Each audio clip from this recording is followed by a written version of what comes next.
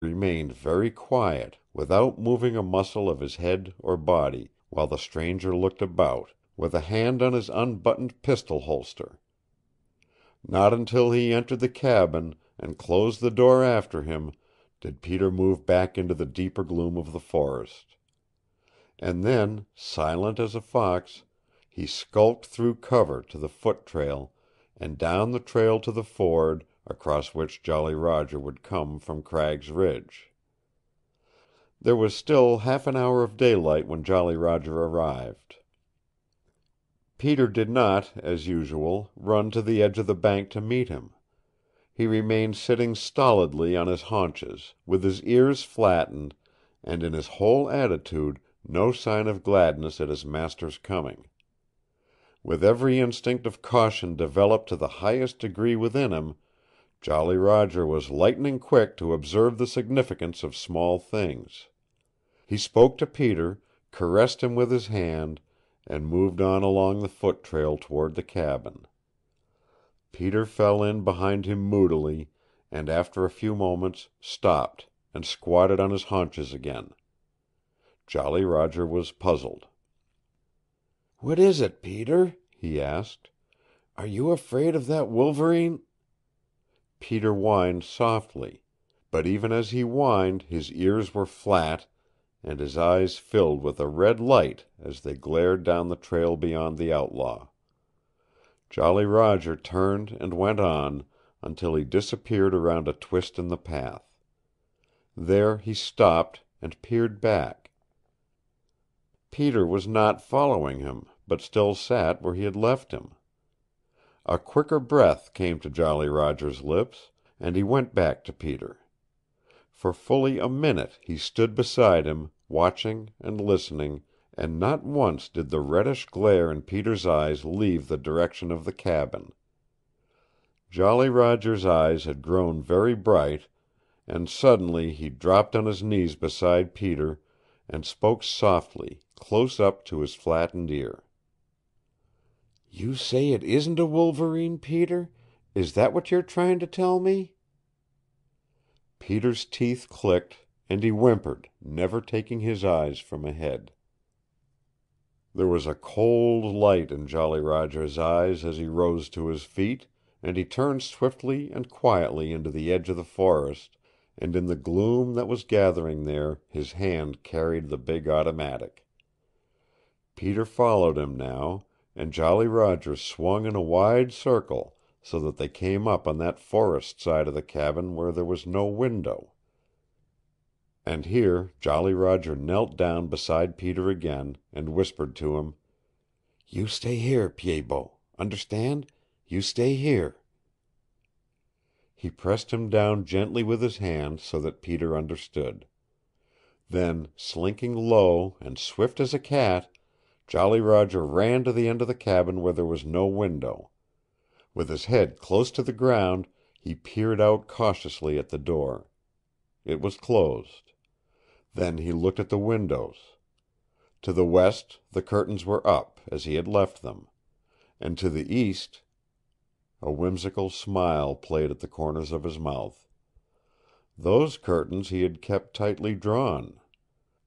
One of them was down now, but the other was raised 2 inches, so that one hidden within the cabin could watch the approach from the trail. He drew back, and under his breath he chuckled. He recognized the sheer nerve of the thing, the clever handiwork of it.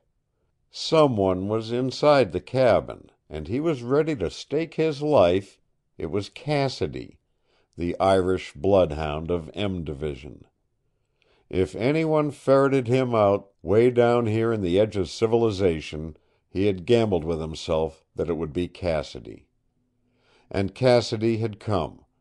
Cassidy, who had hung like a wolf to his trails for 3 years, who had chased him across the Barren Lands, who had followed him up the Mackenzie and back again, who had fought with him, and starved with him, and froze with him, yet had never brought him to prison. Deep down in his heart Jolly Roger loved Cassidy.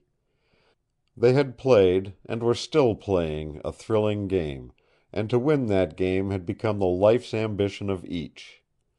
And now Cassidy was in there, confident that at last he had his man, and waiting for him to step into the trap. To Jolly Roger, in the face of its possible tragedy, there was a deep-seated humor in the situation. 3 times in the last year and a half had he turned the tables on Cassidy, leaving him floundering in the cleverly woven webs which the man-hunter had placed for his victim. This was the 4th time, and Cassidy would be tremendously upset. Praying that Peter would remain quiet, Jolly Roger took off his shoes. After that he made no more sound than a ferret as he crept to the door. An inch at a time he raised himself, until he was standing up, with his ear half an inch from the crack that ran lengthwise of the frame. Holding his breath, he listened. For an interminable time, it seemed to him, there was no sound from within. He guessed what Cassidy was doing, peering through that slit of window under the curtain. But he was not absolutely sure, and he knew the necessity of making no error, with Cassidy in there, gripping the butt of his gun. Suddenly he heard a movement. A man's steps, subdued and yet distinct, were moving from the window toward the door. Halfway they paused, and turned to one of the windows looking westward. But it was evident the watcher was not expecting his game from that direction, for after a moment's silence he returned to the window through which he could see the trail. This time Jolly Roger was sure. Cassidy was again peering through the window, with his back toward him, and every muscle in the forest rover's body gathered for instant action. In another moment he had flung open the door, and the watcher at the window whirled about to find himself looking straight into the muzzle of Jolly Roger's gun. For several minutes after that last swift movement of Jolly Roger's, Peter lay where his master had left him, his eyes fairly popping from his head in his eagerness to see what was happening. He heard voices, and then the wild thrill of Jolly Roger's laughter, and restraining himself no longer, he trotted cautiously to the open door of the cabin. In a chair sat the stranger with the broad-rimmed hat and high boots, with his hands securely tied behind him. And Jolly Roger was hustling about, filling a shoulder pack in the last light of the day. "Cassidy, I oughta kill you," Jolly Roger was saying as he worked, an exultant chuckle in his voice. "You don't give me any peace. No matter where I go, you're sure to come, and I can't remember that I ever invited you. I oughta put you out of the way, and plant flowers over you, now that I've got the chance.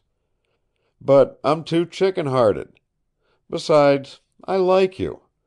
By the time you get tired of chasing me, you should be a pretty good man-hunter. But just now you lack finesse, Cassidy. You lack finesse." And Jolly Roger's chuckle broke into another laugh. Cassidy heaved out a grunt. "It's luck, just damned luck," he growled. "If it is, I hope it keeps up," said Jolly Roger. "Now, look here, Cassidy, let's make a man's bet of it. If you don't get me next time, if you fail, and I turn the trick on you once more, will you quit?" Cassidy's eyes gleamed in the thickening dusk. "If I don't get you next time, I'll hand in my resignation." The laughter went out of Jolly Roger's voice. "I believe you, Cassidy. You've played square, always. And now if I free your hands, will you swear to give me a 2 hours start before you leave this cabin?" "I'll give you the start," said Cassidy. His lean face was growing indistinct in the gloom. Jolly Roger came up behind him. There was a slash of a knife. Then he picked up his shoulder pack. At the door he paused. "Look at your watch when I'm gone, Cassidy, and be sure you make it a full 2 hours." "I'll make it 2 hours and 5 minutes," said Cassidy.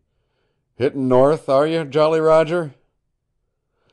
"I'm hittin' bushward,"